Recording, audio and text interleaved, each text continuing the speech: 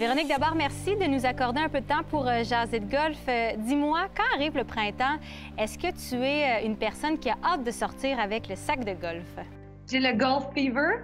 Moi, l'envie du golf, c'est beaucoup quand je sens les premières tontes de gazon. Comment s'est déroulée la saison 2020? Est-ce que tu as pu jouer à ton goût? Non, pas très bien, pas trop beaucoup, non. Vraiment pas. C'est compliqué, hein, avec notre super COVID et tout ça. Mais j'ai eu la chance de jouer des belles parties de golf, par contre. J'ai joué ici au Balmoral, à Morin Heights, et puis avec Robert Charlebois et sa femme. Et puis c'était vraiment, je pense qu'on a joué peut-être 2 games, puis ça a été tout ce que j'ai eu comme golf l'année passée.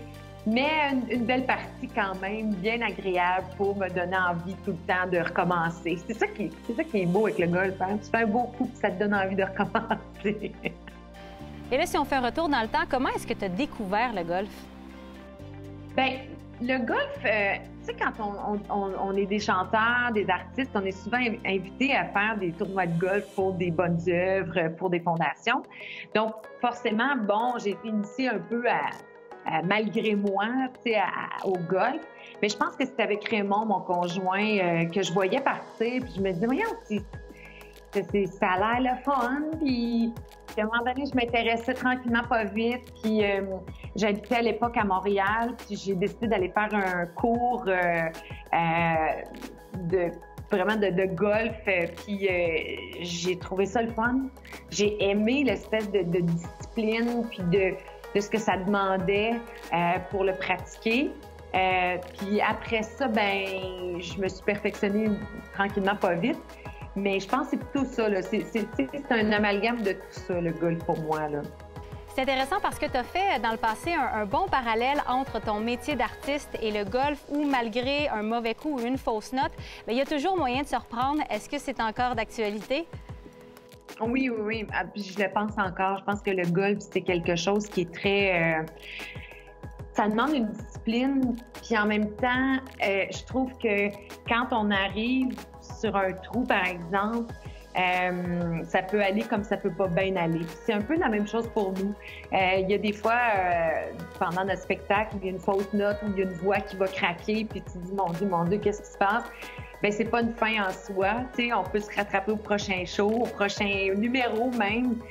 Puis, je pense que c'est un parallèle qui est intéressant pour moi, le golf et ce que je fais dans la vie dans mon métier. Changement de sujet maintenant, un peu plus d'actualité parce qu'en 2020, on le sait, la pandémie a forcé plusieurs gens à changer de sport et plusieurs se sont mis au golf avec grand plaisir. Mais quand on regarde le nombre de golfeurs et de golfeuses, bien, c'est encore très inégal. Qu'est-ce que ça prend pour amener encore plus de dames au golf? Oui, bien... Moi, je pense qu'il ne faut pas juste attirer les femmes en mettant des vêtements roses au golf, là. Je pense pas que c'est la bonne... Tu sais, je veux dire, ouais, c'est pas juste ça, le golf. Moi, je pense qu'on aurait avantage peut-être à repenser les trous, par exemple. Moi, je sais que des fois, mon 18 trous, il est de trop pour moi. Fait que est-ce qu'un 12, un 16, tu sais, des fois, je sais pas, peut-être qu'on pourrait repenser ça, entre autres, pour ça. Moi, je vais encore dans des tournois de golf où c'est très masculin, c'est-à-dire que les produits d'encans, les stations sur le terrain, c'est très, très masculin encore, tu sais. Fait que ça, je pense qu'on aura avantage à attirer la gente féminine en leur offrant des choses qui leur parlent. Puis moi, je pense que ça serait intéressant de penser aussi à faciliter l'envie d'aller au golf parce que en mettant sur pied des services pour offrir aux femmes, je pense entre autres aux mamans.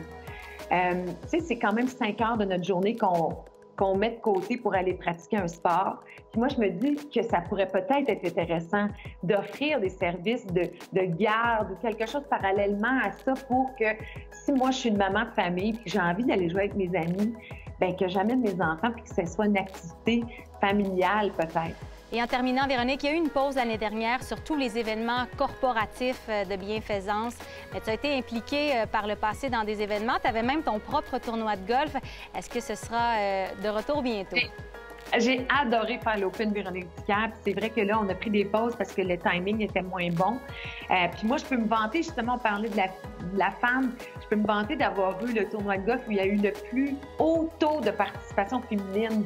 Il n'y avait jamais vu ça au Mirage, il n'y avait jamais vu ça. Les organisateurs, entre autres, n'avaient jamais vu ça, autant de femmes participer à un tournoi de golf. Donc, j'étais très, très fière de ça.